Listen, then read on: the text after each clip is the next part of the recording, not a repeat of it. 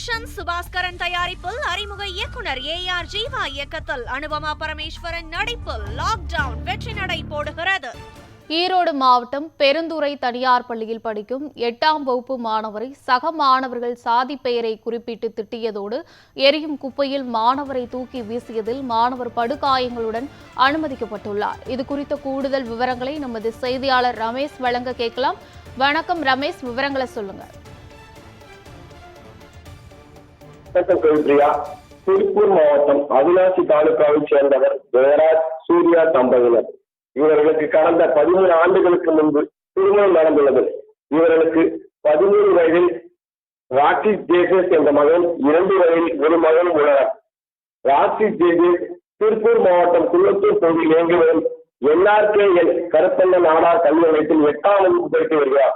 இந்த நிலையில் ராஷித் ஜேசஸ் உடன் பயின்று வரும் சக மாணவர்களான கஜேந்திரன் மற்றும் தர்ஷன் ஆகிய 2 மாணவர்கள் ராஷித் ஜேசஸ் ஜாதி பெயரை சொல்லி மாணவர்களை கேள்வி கிட்டணும் செய்து வந்துள்ளனர்.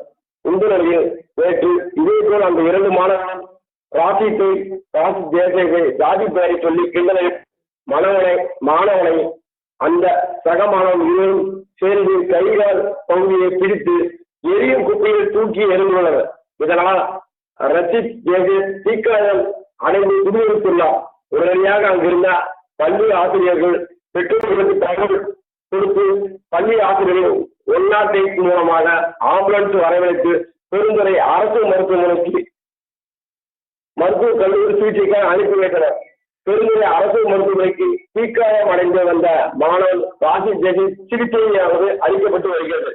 பள்ளியில் இதுபோன்ற கொடூர சம்பவம் நடைபெற்று இருக்கும் நிலையில் மாணவனை 108 ஆம்புலன்ஸில் ஏற்றிவிட்டு ஆசிரியர்களோ தாய் ஆசிரியர்களோ யாரும் பள்ளியை சார்ந்த யாரும் மருத்துவமனைக்கு வரவில்லை என்பது பெற்றோர்களால் குற்றம் சாட்டப்பட்டிருக்கிறது.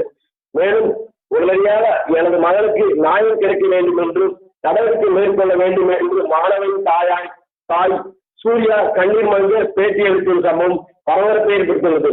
மேலும் பள்ளியில் பணி செய்து வரும் ஆசிரியர்களும் மாணவன் ரஷித் ஜேசஸ் ஊதுபத்தி நிறம் போன்று இருக்கிறார் என்று அவ்வப்போது கிண்டல் அடிப்பதாக மாணவன் தாயார் தரப்பில் கூறப்படுகிறது.